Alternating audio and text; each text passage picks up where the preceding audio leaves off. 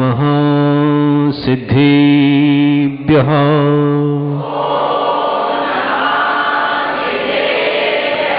ॐ नमः सिद्धेभ्यः।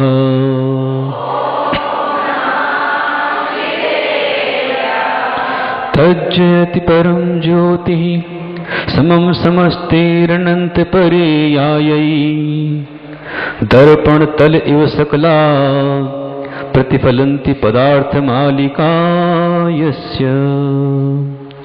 सरस्वती नमस्तभ्यं वरदे कामरूपिणी उपदेशारंभं करिष्यामि सिद्धिर्भवतु मे सदा।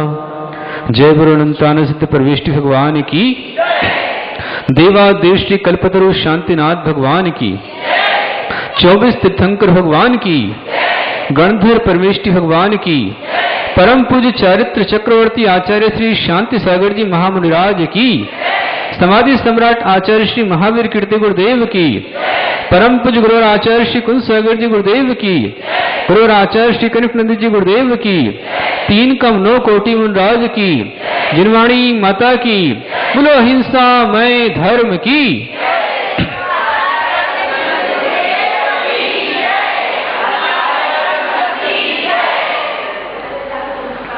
धर्म से नहीं महान भावों,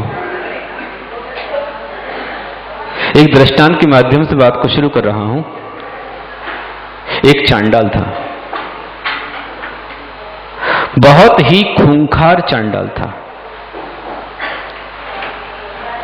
उसका नाम था यमपाल। जैसा नाम था वैसा उसका रूप था। बड़ी बड़ी लाल आंखें, रौबदार शरीर, बड़ी बड़ी यमराज जैसी मूछें। यमराज देखा किसी ने आपने? यमराज देखा है? सपने में देखा हो, टीवी में देखा है। वैसे जैन संस्कृति के अनुसार, जैन साहित्य के अनुसार यमराज नाम का कोई व्यक्ति नहीं है। हां, लेकिन जो इंद्रों के लोकपाल होते हैं, स्वर्ग में लोकपाल होते हैं, उसमें दक्षिण दिशा का जो पाल है वो यमपाल कहा गया है, यम लोकपाल कहा गया। लेकिन उनके ऐसे विकराल रूप नहीं होते, न वो मृत्यु करते हैं, न किसी के प्राण लेके जाते हैं। व्यक्ति की अपनी अपनी आयु खत्म होती है और प्राण जाते हैं। तो यमपाल चांडाल बहुत खूंखार चांडाल था। चांडाल था, अपराधियों को अनेक अनेक प्रकार से बड़ी क्रूरता के साथ दंड देता हुआ वो प्राण लेता था। इसलिए उस चांडाल के नाम से अपराधी घबराते थे, डरते थे। उस यमपाल ने कभी जीवन के अंदर कोई अच्छे कार्य नहीं किए। उसका जीवन हिंसा से सना हुआ था। ऐसा वह खूंखार यमपाल चांडाल एक दिन जंगल में गया और जंगल में कहीं अचानक उसे कालकूट सर्प ने काट लिया। जो विषधर सर्प था, जिसका भयानक जहर था, जिसके चढ़ते ही व्यक्ति के प्राण निकल जाते हैं, ऐसे सर्प ने काटा। जैसे ही काटा धराशायी हो गया। पूरे शरीर में आग आग लग रही है, शरीर हरा नीला पड़ गया है, शरीर से झाग निकल रहे हैं, प्राण निकलने वाले थे। कितने में हवा वहां पर आई, और जो हवा आई उस हवा के कण उसके शरीर को लगे। श्वास के अंदर वह श्वास गई, हवा गई, और जैसे जैसे वो हवा श्वास के अंदर गई, जाते जाते जाते जाते उस यमपाल चांडाल का अचानक सारा विष उतर गया, जहर उतर गया, और मरते मरते उसके प्राण बच गए। प्राण बचे। उसने सोचा कि आखिर ये ऐसी हवा कहां से आ रही है, कि जिसने इस जंगल में मेरे लिए अमृत का काम किया है, मेरे प्राण बच गए।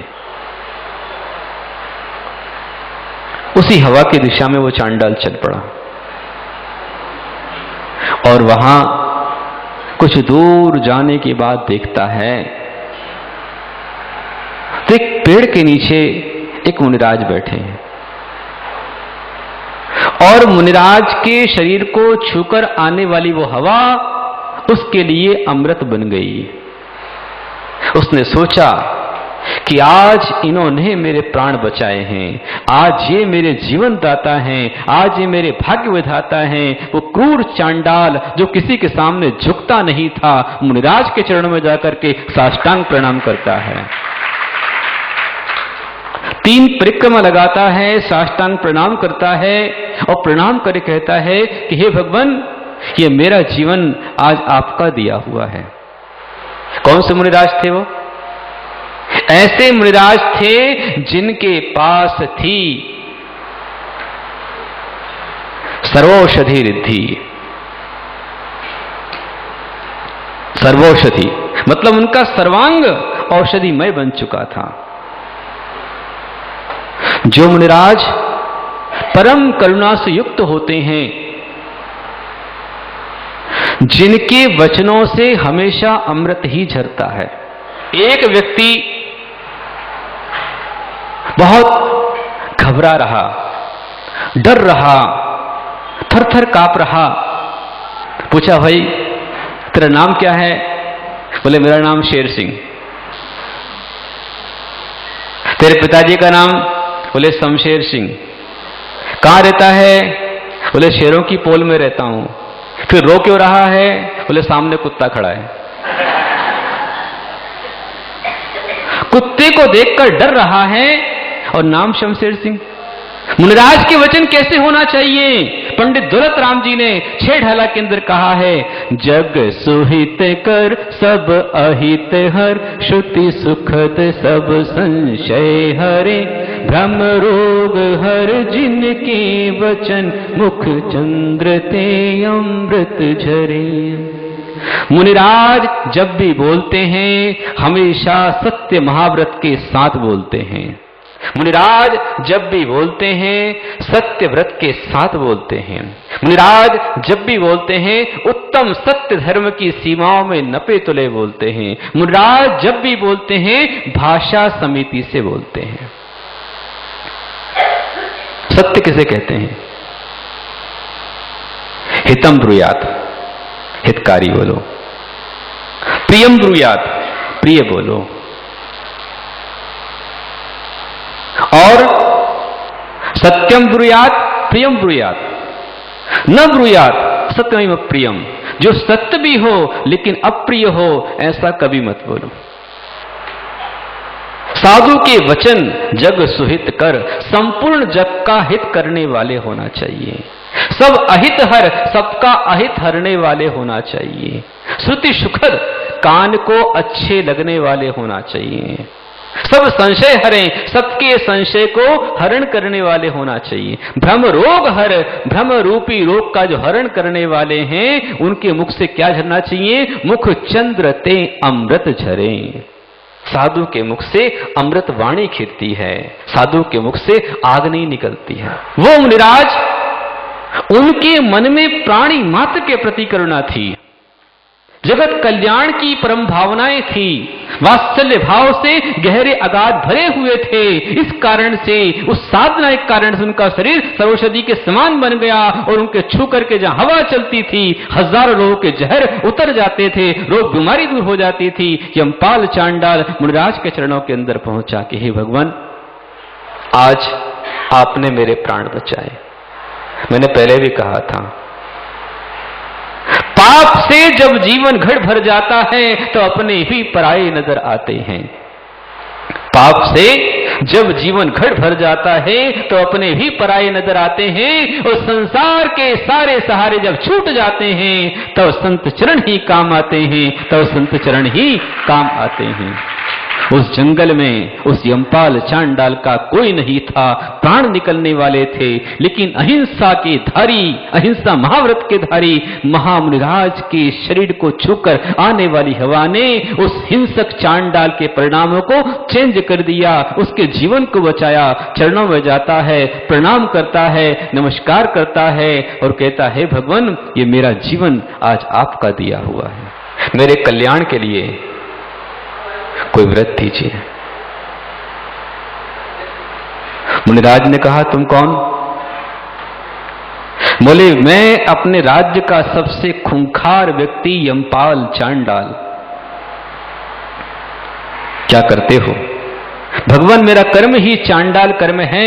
राजा के पास जो भी अपराधी आते हैं, कैदी आते हैं, जिनको प्राण दंड मिला होता है, उन्हें मैं बड़ी क्रूरता के साथ दंड देता हूं। मुनिराज ने कहा, आज के दिन संकल्प कर लो। क्या? कि आज से पर्व के दिन में हिंसा नहीं करूंगा। क्या नियम? पर्व के दिन हिंसा नहीं करूंगा। पर्व मतलब अष्टमी, चौदस, अष्टानिका, 10 लक्षण, 16 कारण, उसमें खास तौर पर अष्टमी, चौदस, अष्टानिका। यमपाल चांडाल ने संकल्प कर लिया कि भगवान आपका दिया हुआ वचन प्राण जाने तक निभाऊंगा कि मैं पर्व के दिन में हिंसा नहीं करूंगा।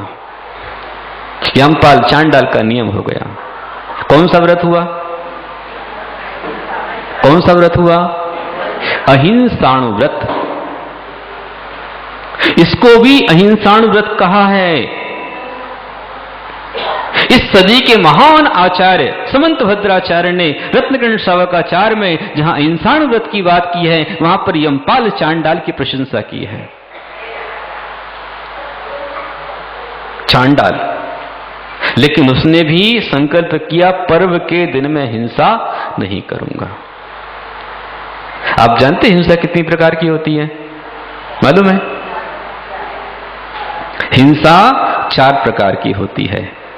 पहली संकल्पी हिंसा, दूसरी आरंभी हिंसा, तीसरी उद्योगी हिंसा और चौथी विरोधी हिंसा। संकल्पी, आरंभी, उद्योगी, विरोधी। संकल्प हिंसा किसे कहते हैं?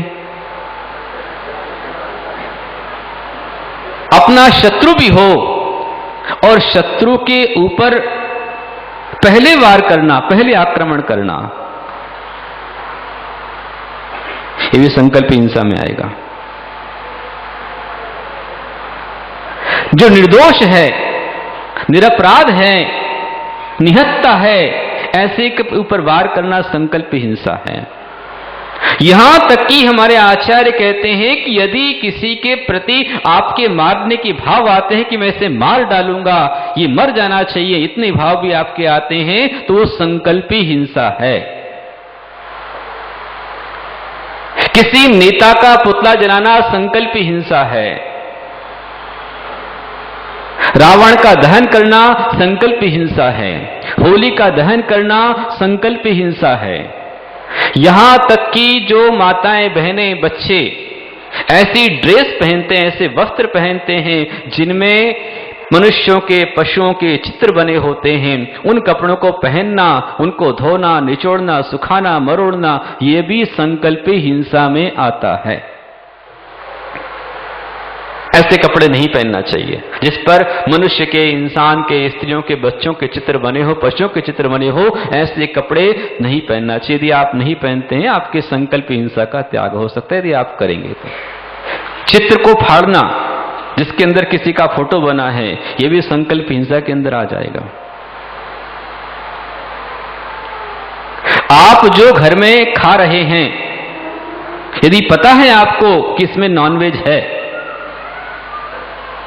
ऐसा कोई नूडल्स, मैगी के प्रोडक्ट, नेस्ले के प्रोडक्ट, ये जो सामान आ रहे हैं, अथवा जो भी खाने पीने के सामान आ रहे हैं और जिसमें सामान में हिंसक सामान डला हुआ है, यदि आपको पता है और आप उसके बाद भी ले रहे हैं, खा रहे हैं, तो यह संकल्प हिंसा है। ध्यान रख लेना। कई लोग साबूदाने के द्वारा व्रत उपवास करते हैं, लेकिन साबूदाना खाना भी संकल्प हिंसा है, क्योंकि साबूदाना जो बनता है किससे बनता है? शकरकंद को गलाते हैं, सड़ाते हैं और जिसमें त्रस जीव आ जाते हैं, लट आ जाती हैं और उसको काट काट के गोल करके वो बनाया जाता है। यदि आप खाते हैं वो संकल्प हिंसा है, आप अणुव्रती नहीं हो सकते। साबूदाने का हर एक प्राणी मात्र के त्याग होना चाहिए, जिसके मांसाहार का त्याग है, जीव हिंसा का त्याग है। यदि आप खाते हो, आपका किया गया व्रत धर्म सब बेकार है, ना आपकी अष्टमी, न चौदस, न एकादश, उपवास सब बेकार है। साबूदाने का तो हर एक को आजीवन का त्याग होना चाहिए, सिर्फ 4 महीने का नहीं। सिर्फ 4 महीने का त्याग साबूदाने का त्याग नहीं होता है, आजीवन त्याग होना चाहिए। यदि आपका आजीवन त्याग नहीं है और आप अभिषेक कर रहे, पूजन कर रहे, जाप कर रहे, व्रत कर रहे, उपवास सब कुछ कर रहे हैं, लेकिन यहां पर जो हजारों लाखों तरह जीव मर रहे हैं और आप उसे ग्रहण कर रहे हैं, खा रहे हैं, तो उन सबकी हिंसा का पाप लगता है साबूदाना खाने में, संकल्प हिंसा। एक आतंकवादी, एक टेररिस्ट प्लान बना रहा है कि यहां से गाड़ी जाएगी, यहां से विस्फोटक रहेंगे, यहां जाकर के विस्फोट करना है, इसका प्लान कर रहा है और इतने में पकड़ा गया। उसको अरेस्ट करेंगे या नहीं करेंगे? क्यों करेंगे भाई? उसने हिंसा करी क्या? संकल्प।